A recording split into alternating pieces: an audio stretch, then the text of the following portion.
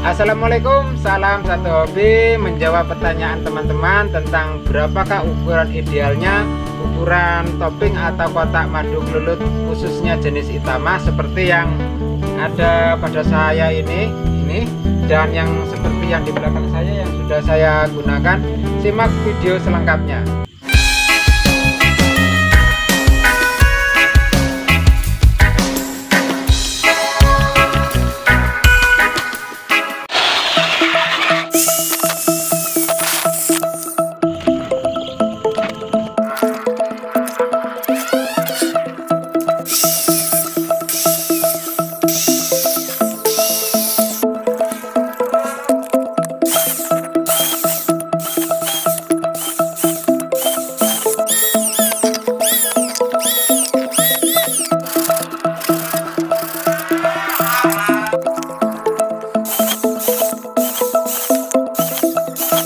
Untuk rekan-rekan yang ingin mendalami atau terjun di dunia budidaya ternak lebah madu jenis kelulut atau kelanceng, khususnya untuk pembuatan kotak topping atau kotak tempat madu ini, ada beberapa hal yang perlu kita perhatikan dari mulai bahan, ukuran, dan kelengkapan lainnya. Sebenarnya tidak ada aturan yang pasti dalam hal ini, tetapi kita patut mencontoh atau meniru dari para senior dan para guru atau teman atau sahabat kita yang sudah terlebih dahulu melakukan budidaya lebah madu ini, yang sudah terbukti sukses dan berhasil. Dan di sini saya akan sedikit sharing kepada teman-teman tentang beberapa idealnya ukuran topping khususnya untuk jenis kelulut Itama. Yang terpenting yang ingin saya sampaikan kepada teman-teman sebelum membuat topping atau kotak madu kelulut, itu kita harus betul-betul yakinkan bahan yang kita gunakan ini belum terkontaminasi atau mengandung racun. Karena barangkali ada keterbatasan bahan, kita asal menggunakan bahan yang sudah ada yang kita tidak tahu bahan ini sudah terkontaminasi atau dulunya pernah diawetkan dengan bahan-bahan pestisida. Jadi itu harus kita hindari karena akibatnya bisa fatal teman-teman ya. Ini menurut pengalaman yang sudah kita alami dari rekan-rekan yang lainnya juga, karena menggunakan bahan topping yang sudah terkontaminasi pestisida, itu akibatnya satu koloni atau satu sarang kelulut atau kelanceng kita itu bisa mati semua. Jadi lebih baiknya kita gunakan kayu atau bahan yang kita betul-betul tahu bahan ini masih aman dan masih steril. Dan selanjutnya dari jenis bahan kayu, tentu saja teman-teman bebas mau bahan kayunya dari jenis apa. Dan kebetulan di sini yang saya pakai ini adalah dari jenis bahan kayu, kalau kita nyebutnya di sini petean atau kayu sage. Tetapi teman-teman bebas mau memilih dari jenis kayu apa, mau sengon, mau pule, mau jati, mau terembesu, mau laban, mau apapun bebas teman-teman ya. Tentunya lebih bagus dari jenis kayunya yang lebih awet, kalau bisa yang keras, jadi supaya awet dan tahan lama. Itu dari segi bahan kayunya. Kemudian dari segi kondisi, usahakan kalau bisa untuk pembuatan toppingnya itu kita gunakan kayu yang dalam kondisi kering. Nah, yang dari kondisi kering itu untuk mengantisipasi kelembapan, jadi sedikit meminimalisir resiko topping itu nanti bisa menjamur. Untuk paku di sini saya menggunakan 3 jenis paku. Nah, di sini saya pergunakan paku papan. Di sini ada paku reng dari kayu dan ada juga reng dari bambu. Untuk ukuran selengkapnya teman-teman ya, kita mulai dari bingkainya terlebih dahulu. Ini yang biasa saya pergunakan. Untuk ketebalan 3 cm, untuk tinggi di sini 7,5 cm. Dan idealnya teman-teman bisa gunakan dari ukuran 6 cm sampai 9 cm untuk tingginya. Kemudian untuk panjangnya di sini saya pergunakan 32 cm. Kemudian untuk idealnya teman-teman bisa pergunakan di angka untuk panjangnya 30 cm sampai 37 cm. Tentunya semua itu tergantung kebutuhan, keadaan, inovasi dan motivasi teman-teman masing-masing ya. Kemudian untuk lantai di sini kita gunakan 2 papan. Yang satu papan ini ukuran yang lebar ini 2 kali 20, kemudian yang satunya ini 2 kali 15. Kemarin saya pesennya 2 kali 15, cuma di sini kita dapati 2 kali 14. Ada satu yang ukurannya agak kurang ya, biasalah kurang dikit, nanti kita bisa kondisikan teman-teman ya. Kemudian untuk tebal di sini 2 cm dan panjangnya di sini ketemunya 35 cm. Kemudian untuk tutupnya di sini teman-teman ya, tutupnya ini di sini untuk ketebalan ya, ketebalan 3 cm ini kan. Kemudian untuk panjangnya di sini 40 cm. Ini nanti ketemunya persegi 40 cm karena saya menggunakan ukuran 3 kali 20 cm untuk tutupnya, jadi 2 rangkap nanti pas. Dan untuk lesnya ini bebas teman-teman ya, kalau mau pakai les menggunakan reng, cuman ukurannya tentunya disesuaikan dengan supaya pas tutupnya masuk ke dalam toppingnya ini tidak terlalu sempit. Oke, dan untuk bahan-bahannya ini apakah harus disuguh atau tidak? Tentunya tidak teman-teman ya. Teman-teman mau menyuguh atau menghaluskan bahannya ini atau tidak itu bebas, itu terserah teman-teman ya, karena di sini juga saya untuk menyuguhnya juga cuman sekali lewat aja di sini kan. Nah, jadi untuk menyuguhnya atau tidak itu bebas, pilihan kita masing-masing, yang penting kayunya bahannya steril. Oke, kemudian selanjutnya kita akan merangkainya teman-teman ya. Ini aslinya untuk merangkainya pun teman-teman bebas menggunakan metode seperti apa saja, cuma di sini yang biasa saya pergunakan di sini saya sudah melubangi dari satu sisi dari bingkainya ini. Sudah saya bor semua, antisipasi kalau pecah, karena jenis bahan kayu ini bisa dikategorikan mudah pecah dan tentunya supaya lebih rapi ya. Ini semuanya sudah saya bor semua nih. Ini di satu sisinya udah saya bor semua ini kan. Teman-teman bisa lihat ini. Dan model saya merangkainya pun ini seperti ini teman-teman ya. Nah, seperti ini. Jadi modelnya saya muter, kalau ini makunya modelnya memutar seperti ini. Nah, seperti ini rangkaiannya. Cuma teman-teman bebas mau yang model seperti ini juga bisa. Cuman kalau saya modelnya memutar seperti ini. Nah, merangkainya. Nah, seperti inilah jadinya nanti. Oke, kita akan paku menggunakan paku papan supaya lebih kuat.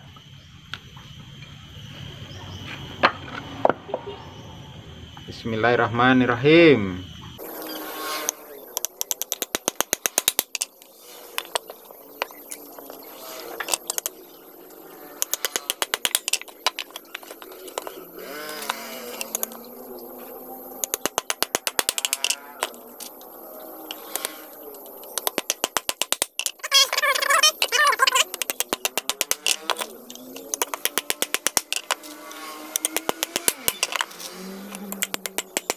Oke, bagian bingkai sudah selesai teman-teman ya. Jadi di sini ketemunya totalnya di sini adalah 35 keliling persegi 35. Oke ya, keliling di sini 35 sesuai dengan ukuran papan lantainya tadi.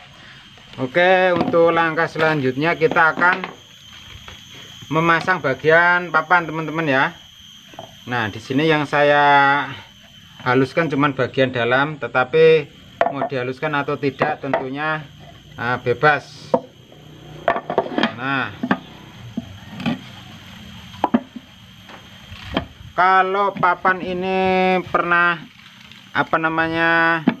ketempelan semen atau tanah, itu masih bisa digunakan teman-teman ya. Yang penting itu tadi seperti di awal saya katakan, yang nomor satu itu jangan sampai terkontaminasi pestisida, itu bahaya sekali.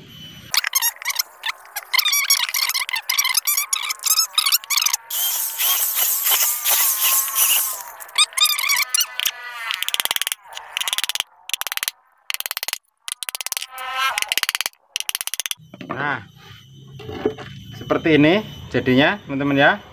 Kemudian sebelum ini kita pasang, kalau saya biasanya langsung membuat lubang di bagian tengah ini dengan menggunakan gergaji biasa. Oke, di sini kita akan ambil titik tengahnya teman-teman ya. Di sini 35, jadi kita ambil titik tengahnya di angka 17,5. Kemudian untuk lebarnya di sini yang sering saya gunakan adalah 8 cm persegi. Untuk ini lubang tengah bagian lubang lock.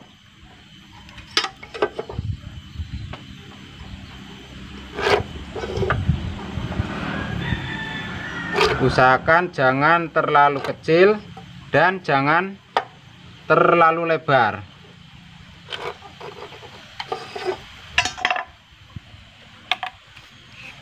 Oke, saya akan sekalian potong di sini.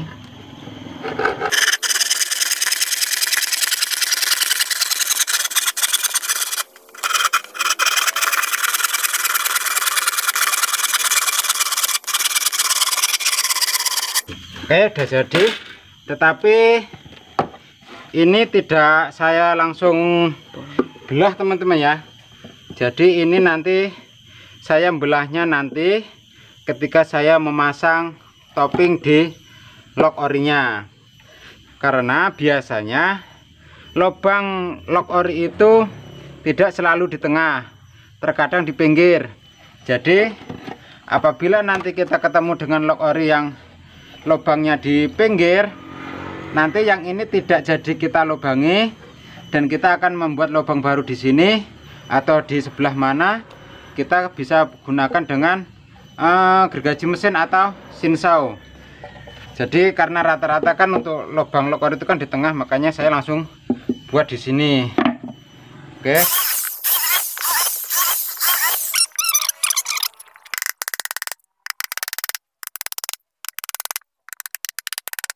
Oke, kita lihat jadinya. Jadi kan rapi teman-teman ya, tidak pecah dia. Sekarang kita akan lihat bagian dalamnya. Nah, seperti inilah teman-teman ya. Jadi andai kata ada celah-celah kecil seperti ini nanti yang kurang rapat atau di sebelah mana, itu teman-teman bisa menampalnya dengan menggunakan tanah atau propolis ketika kita memotong lock ori itu tadi teman-teman ya. Nah, ini di bagian lantainya. Sekarang kita akan lanjut ke bagian penutupnya. Oke, kita akan singkirkan dulu ini. Kita lanjut ke pembuatan tutupnya teman-teman. Ini untuk tutupnya, ini lesnya juga ini sudah saya bor tadi teman-teman ya, ini supaya tidak mudah pecah. Oke, langsung saja.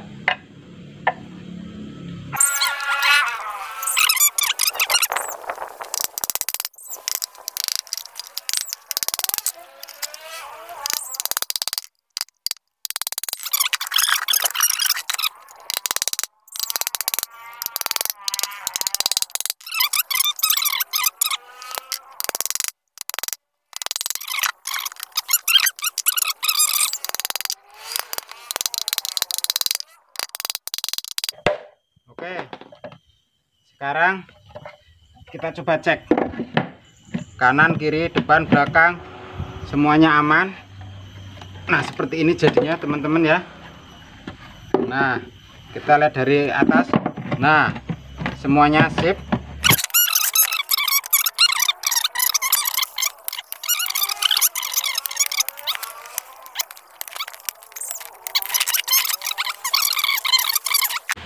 Selesai prosesnya.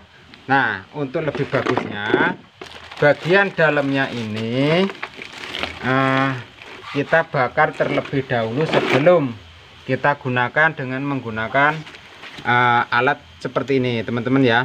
Ini teman-teman bisa dapatkan ini di swalayan, di Indomaret atau Alfamart, atau online juga bisa. Ini kalau saya nyebutnya di sini kepala gas mini, enak-enaknya ngomong. Kalau ininya ini murah, ini 20.000 saya beli ya untuk tabung gasnya ini. Kalau ini macam-macam harganya, ini di angka sekitaran 40.000 sampai yang 100.000 juga ada, tapi usahakan beli yang modelnya kuningan, dia tahan lama. Oke, kita pasang dulu teman-teman ya. Masangnya juga cukup mudah, cuman seperti ini aja. Nah, kemudian kita putar. Nah, di sini kan ada selanya ini. Kemudian tinggal kita putar sedikit. Nah, ke sini sebelah kiri. Nah, suara gasnya keluar kedengaran. Kemudian kita pantik dengan menggunakan korek. Nah, ini ya.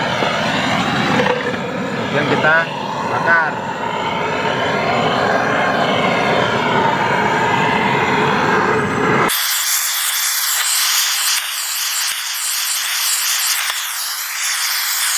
Oke, cukup teman-teman ya. Kalau teman-teman tidak punya alat seperti ini, itu bisa membakarnya dengan kompor gas atau yang lainnya. Apabila tidak punya, tidak dibakar pun tidak apa-apa. Tujuan kita membakar ini adalah untuk mensterilkan dari kuman atau antisipasi jamur. Tetapi apakah kalau ini sudah dibakar, apakah dia sudah pasti aman dari jamur? Tentu saja juga tidak. Tergantung dari apakah bahan yang kita gunakan ini masih basah atau sudah kering, dan koloni lebahnya apakah dia besar atau kecil. Kenapa saya senang menggunakan ukuran seperti ini teman-teman ya. Di sini kelebihannya, kalau kita menggunakan ukuran seperti ini, kalau kita mendapati koloni sedang atau super, maka dia akan perawatannya lebih maksimal, maka akan mengurangi resiko terjadinya jamur. Kalau kita menggunakan topping yang terlalu besar, itu resikonya lebah akan kewalahan merawatnya, maka dia akan beresiko terjadinya jamur, terutama apalagi di musim cuaca penghujan. Tetapi apabila sudah terjadi jamur, maka antisipasinya pun bisa kita lakukan dengan cara mengolesi jamur-jamur di bagian topping ini dengan menggunakan madu atau lidah buaya. Apakah cukup satu sekali oles itu jamur akan hilang? Tentu saja tidak teman-teman ya, tergantung tingkat keparahannya. Kalau parah itu bisa diulangi 2 atau 3 kali pengolesan jamur apabila memang sudah terlanjur terjadi. Itulah alasan mengapa saya memilih menggunakan topping yang ukuran seperti ini teman-teman ya. Dan juga kalau kita bisa memastikan ukurannya yang sudah kita standar kita gunakan, jadi nanti teman-teman apabila ingin membuat versi banyak, tentunya teman-teman lebih apabila ingin memesan kayu di tukang kayu atau di Banglong, tentunya ukurannya sudah bisa kita tentukan. Untuk bingkainya teman-teman bisa memilih di ukuran 3 kali minimal, itu 3 kali 6 atau 3 kali 9. Cuman rata-rata itu di angka 3 kali 7 atau 3 kali 8 untuk bingkainya. Kemudian untuk papan di sini ada 2 jenis. Di sini bisa ukuran 2 kali 15 untuk yang satu sisinya. Kemudian yang satu sisinya teman-teman bisa memesan dengan ukuran 2 kali 20. Kalau untuk tutupnya teman-teman ini bisa satu ukuran saja dengan ukuran 3 kali 20, tergantung kebutuhan teman-teman memesannya seberapa. Dan untuk pakunya pun teman-teman bisa memilih dari 3 jenis tadi, yaitu paku papan, paku reng kayu, dan paku reng bambu. Dan untuk selanjutnya saya akan tunjukkan kepada teman-teman beberapa topping yang sudah saya pakai di sini. Nah, ini adalah topping-topping yang sudah saya pasang teman-teman ya, dengan ukuran yang sama seperti yang saya utarakan di depan tadi. Ini dia teman-teman bisa lihat ini. Nah, ini lebar perseginya dan ketebalannya serta tutupnya ini juga teman-teman ya. Oke, saya akan bongkar sedikit tutupnya ini. Ini malah ada yang 4 cm ini saya gunakan. Ini untuk lesnya bebas. Oke, kita akan cek lagi di topping yang lainnya. Oke, lanjut.